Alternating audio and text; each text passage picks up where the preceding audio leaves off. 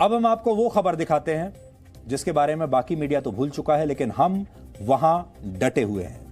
महाराष्ट्र के पालघर में साधुओं की हत्या के मामले में हम लगातार रिपोर्टिंग कर रहे हैं। 16 अप्रैल की इस घटना पर आज फिर जी न्यूज ने ग्राउंड जीरो पर जाकर पड़ताल की है और हर उस व्यक्ति से बात की है जो इस बड़े मामले की परतें खोलने में हमारी मदद कर सकता है। हमने कल आपको इस मामले के पहले चश्मदीद से मिलवाया था, जो गढ़चिंचले गांव की सरपंच चित्रा चौधरी थी। इसी गांव के पास 2 साधुओं और उनके ड्राइवर की हिंसक भीड़ ने हत्या कर दी थी। सरपंच चित्रा ने साधुओं की हत्या के पीछे राजनीतिक वजहों की तरफ इशारा किया था। आज हमने जो पड़ताल की है उसमें कई और बड़ी बातें पता चली हैं। सबसे पहले हम आपको इन बड़ी बातों के बारे में बताते हैं। आज के इन्वेस्टिगेशन में हमें यह पता चला कि इस आदिवासी इलाके में शराब को राजनीतिक हथियार बनाया गया है। कुछ विशेष राजनीतिक दल शराब का इस्तेमाल करके अपने समर्थक बनाने और अपने संगठन को मजबूत करने के लिए शराब का इस्तेमाल किया करते थे। लेकिन जो लोग, जो संगठन और जो साधु संत इस इलाके में नशे का विरोध करते हैं, इलाके में जागरूकता फैलाते हैं और सामाजिक सुधार की बात करते हैं, उन्हें यहां दुश्मन की तरह देखा जाता है। इसीलिए आपके दिमाग में एक बात आई होगी, और हमने भी पहले दिन से ये कहा कि हमारे देश में आप किसी भी हिस्से में चले जाइए, जो आदिवासी हैं वो कभी भी साधु संतों से नफरत नहीं करते। हमारे देश के आदिवासी तो साधु संतों का बहुत सम्मान करते हैं। साधु संतों के ऊपर कभी हाथ नहीं उठाएंगे हमारे देश के आदिवासी। इसके पीछे कोई और कारण रहा होगा। ये ना तो आदिवासी थे, और दूसरी बात, ये जो लोग थे, हिंसक भीड़ थी, ये जरूर उन साधुओं से नफरत करते होंगे। ये जो तस्वीर आप देखेंगे, इनमें आपको नफरत साफ दिखाई देगी। नफरत किस चीज की थी, गुस्सा, क्रोध किस चीज का था, आज हम आपको बताते हैं। जी न्यूज की टीम ने आदिवासियों के बीच काम करने वाले कुछ लोगों से आज बात की, जो इस आदिवासी इलाके को वर्षों से जानते हैं। उन्होंने पालघर को राजनीतिक वर्चस्व और धार्मिक वर्चस्व की लड़ाई का मैदान बताया है। स्थानीय जानकार जो हैं, उन्होंने पालघर में वामपंथी दलों और क्रिश्चियन मिशनरीज के गठजोड़ की बात हमें बताई, और यह भी बताया कि हिंदूवादी संगठन और हिंदू साधु संत इन लोगों की आंखों में बहुत चुभते हैं। हमें यह भी पता चला कि यह इलाका ईसाई धर्म के प्रचार प्रसार और धर्मांतरण करने का एक बहुत बड़ा अड्डा है, बहुत बड़ा गढ़ है। अब आपको समझ में आ रहा होगा, यहां धर्मांतरण का भी एंगल है और यहां क्रिश्चियन मिशनरीज भी बड़ी संख्या में मौजूद हैं। इस आदिवासी इलाके में कई क्रिश्चियन मिशनरीज काम करती हैं। इसके अलावा ऐसे संगठनों का समर्थन करने के लिए कई हिंदू विरोधी संगठन भी पालघर में बहुत सक्रिय हैं।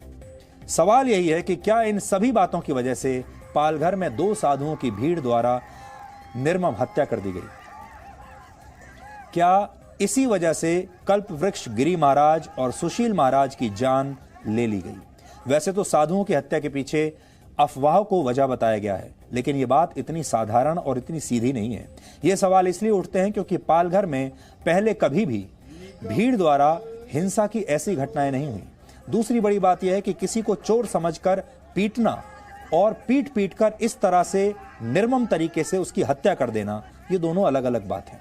साधुओं की हत्या करना, वो भी तब जब सामने पुलिस वाले खड़े हों, ये मामूली बात नहीं है।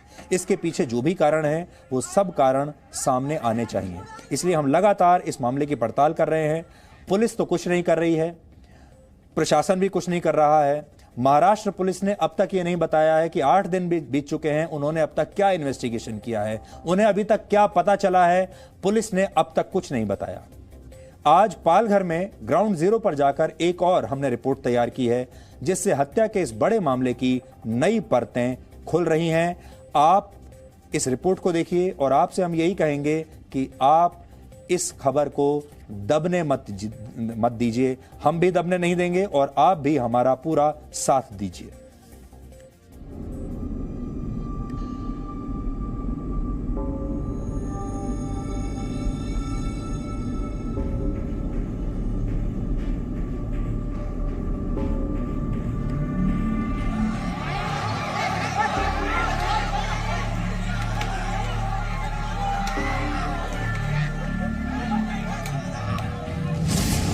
चोर समझकर साधुओं की जान ले लेना, और वो भी पुलिस के सामने। पालघर का मामला इतना सीधा तो नहीं जितना बताया गया।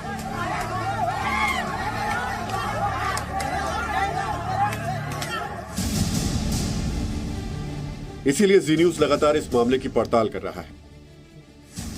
आज हम एक बार फिर पालघर में डाहणु के उसी इलाके में पहुंचे जहां पर 16 अप्रैल की रात को 2 साधुओं और उनके ड्राइवर की पीट कर हत्या कर दी गई थी।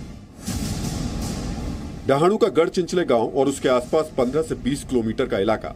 जी न्यूज की टीम ने इस इलाके के चप्पे चप्पे में छानबीन की तो प्रमुख तौर पर 2 बातें निकलकर सामने आई। एक, इस इलाके में वामपंथी दलों और ईसाई धर्म का प्रचार प्रसार करने वाले संगठन बहुत प्रभावी है, और दूसरी बात यह कि हाल के वर्षों में इनका सीधा टकराव हिंदू संगठनों से हुआ है।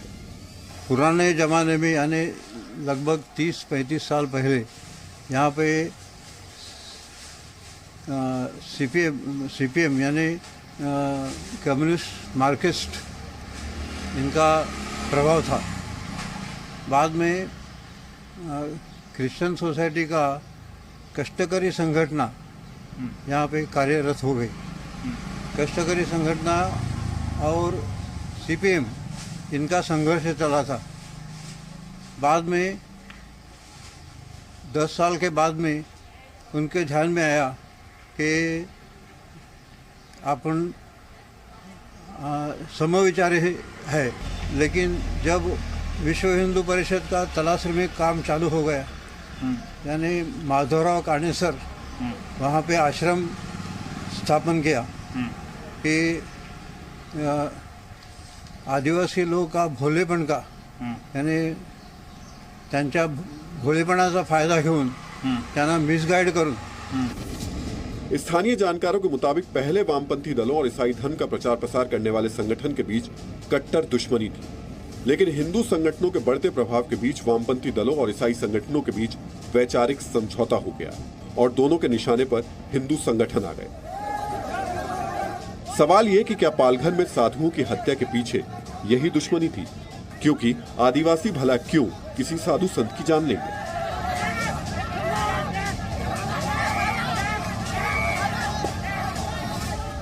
संन्यास में विरोध नहीं है उसको, वो मिसगाइड कर दिया है उसको, चोर घूम फिरते हैं ऐसा करके।